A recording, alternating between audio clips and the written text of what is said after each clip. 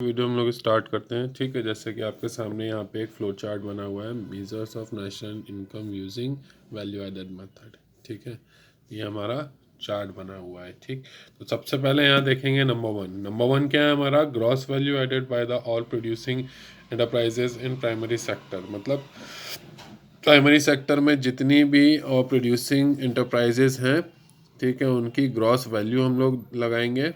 ठीक, उसके बाद क्या करेंगे, second, gross value added by all producing enterprise in secondary sector. Secondary sector में जितने भी प्रोड्यूसिंग इंटरप्राइजेज हैं उनको हम लोग ऐड करेंगे। उसके बाद क्या करेंगे कि थर्ड हमारा आ जाएगा gross value added by all producing enterprise in tertiary sector. ठीक है, टर्टियरी सेक्टर में फिर जितना भी हमारा वो होगा उसको हम लोग यहाँ पे करेंगे।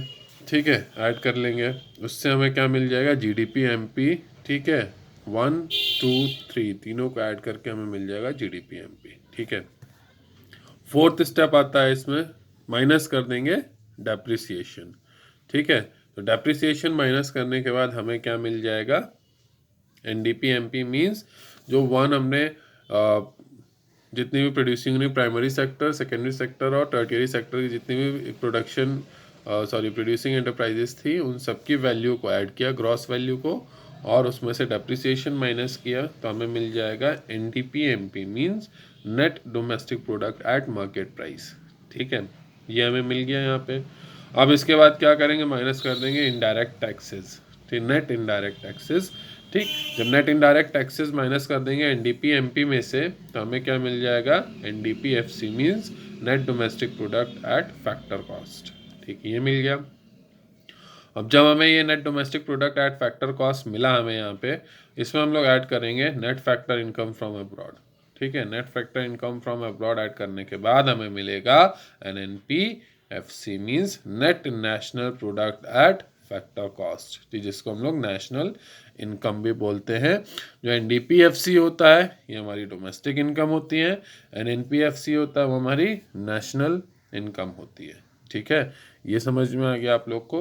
तो ये फ्लो चार्ट देखिए। उसके बाद gross value added by all the producing enterprise within the domestic territory of the country during the period of an accounting year. एक अकाउंटिंग ईयर में, ठीक है, जितनी भी प्रोड्यूसिंग एंटरप्राइजेज है उन्होंने डोमेस्टिक टेरिटरी के अंदर, ठीक है, जो भी ग्रॉस प्रोडक्शन किया उसकी ग्रॉस वैल्यू जो होगी उसको ऐड कर लिया जाएगा और इज इक्वल्स टू कर देंगे market value of the final goods और services produce in the economy during the period of an accounting year. ये किसके बराबर होगा हमारा, जितना भी फाइनल गुड्स या सर्विसेज प्रोड्यूस की गई हैं एक सर्टेन टाइम पीरियड में, एक साल के अंदर। ठीक है, तो ये सब उसके अंडर में जाएगा। ठीक है, आगे बढ़ते हैं इसी में। अब नेक्स्ट है हमारा precautions regarding value added method. अब हमें वैल्यू एडेड मेथड के लिए क्या क्या प्रिकॉशंस चाहिए वो देख लेते हैं। Following are some important precautions regarding value added, ठीक है, मेथड। अब नंबर वन है हमारा, value of the sale and purchase of second hand goods is not include in the estimation of value added और जीडीपी।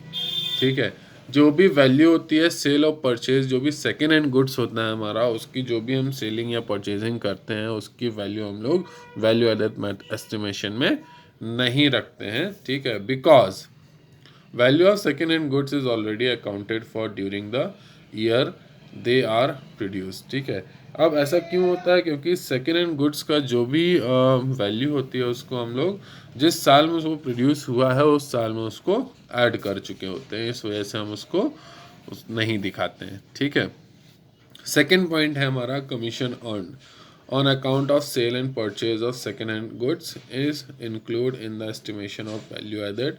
अब जो भी commission earn कर रहे हैं हम लोग सेकेंड हैंड गुड्स की सेलिंग या परचेजिंग करके, उसको हम लोग जब वैल्यू एडेड एस्टिमेशन करते हैं उसमें ऐड करते हैं। ठीक है, अब ऐसा क्यों होता है, because commission is a reward for the service standard. जो कमीशन है वो क्या है, एक रिवॉर्ड है जो सर्विस हमने दी है उसके बदले में। ठीक है, थर्ड आ गया हमारा, own account production of goods of the producing unit is taken into account while estimating value added. ठीक है, जो भी हम प्रोडक्शन कर रहे हैं अपने लिए, ठीक है, उस गुड्स का भी हम लोग लेते हैं, ठीक है, because the goods are like those produce for the market. ये गुड्स जो होता है वो सेम वैसा ही होता है जैसे कि हम मार्केट के लिए प्रोड्यूस कर रहे हैं, ठीक है। आगे बढ़ते हैं, इसी में आगे देखते हैं। They are simply not sold owing to their need by the producers themselves। उनको बस सेल नहीं किया जाता है, क्यों? क्योंकि जो प्रोड्यूसर्स होते हैं उनको अपने लिए ही उस चीज़ की ज़रूरत होती है, ठीक है। For example, car use by the car producer for transporting there employees. अब अगर कोई कार प्रोड्यूसर है, वो वही कार यूज़ कर रहा है किसके लिए? अपने एम्प्लॉयज़ के ट्रांसपोर्टेशन के लिए, तो यहाँ पर उसको, इसकी वैल्यू को हम लोग जब नेशनल इनकम हम लोग काउंट करते हैं उसमें ऐड करते हैं, ठीक है। फोर्थ पॉइंट है यहाँ पे, सिंपल सा है, ठीक है। Imputed value of production for self consumption is taken into account. जो फॉर सेल्फ कंजप्शन के लिए प्रोडक्शन कर रहे हैं, ठीक है, उसकी जो वैल्यू है उसको भी हम लोग इसमें लेते हैं। Again because these goods are like those produced for the market. ये गुड्स वैसे ही होता है जैसे कि हम मार्केट के लिए प्रोड्यूस कर रहे हैं, ठीक है। एग्जाम्पल है, wheat produced and consumed by the farming families themselves. Means गेहूँ हम लोग प्रोड्यूस कर रहे हैं, या जो फार्मर्स हैं वो प्रोड्यूस कर रहे हैं और उसको अपने लिए भी यूज़ कर रहे हैं, ठीक है। तो इस तरीके से हम लोग उसको भी हम लोग ऐड करते हैं, ठीक। आगे बढ़ते हैं, फिफ्थ पॉइंट है हमारा, value of intermediate goods is not included in the estimation of value added. जो वैल्यू ऑफ इंटरमीडिएट गुड्स, जैसे कि हम लोग जानते हैं इंटरमीडिएट गुड्स क्या होते हैं, कि ऐसे गुड्स जिनसे हम लोग, जो एक तरीके से फिनिश गुड्स ही होते हैं, लेकिन हम उन गुड्स से क्या करते हैं, एक न्यू प्रोडक्ट बना देते हैं। मतलब एक नया प्रोडक्ट बनाने के लिए जो भी गुड्स की ज़रूरत पड़ती है, ठीक है, भले ही वो फिनिश्ड हो या रॉ हो, ठीक है, तो उसको हम लोग क्या बोलेंगे? इंटरमीडिएट गुड्स बोलेंगे, ठीक है। तो ऐसे गुड्स जो इंटरमीडिएट गुड्स होते हैं उनकी वैल्यू का हम लोग वैल्यू एडेड एस्टिमेशन में नहीं करते हैं, because value of intermediate goods is reflected in the value of final goods. ऐसा इसलिए होता है क्योंकि जो वैल्यू एडेड इंटरमीडिएट गुड्स होता है, ठीक है, वो जिस गुड्स के लिए हम यूज़ कर रहे हैं उसकी फाइनल वैल्यू में रिफ्लेक्ट करता है, ठीक है। नेक्स्ट है हमारा sixth, imputed rent on the owner occupied house is to be taken into account. अब जो भी रेंट हम दे रहे हैं, ठीक है, जो भी हाउस हमने ऑक्यूपाई किया हुआ है उसके बदले में जो हम रेंट दे रहे हैं, ठीक है, उसका जो ओनर है उससे हम क्या करेंगे, उसको जो रेंट दिया हमने उसको भी हम लोग ऐड करेंगे किसमें, जो भी एस्टिमेशन कर रहे हैं वैल्यू एडेड में, ठीक है। All those have rental, because all those have rental value no matter these are self occupied और रेंटेड आउट, ठीक है।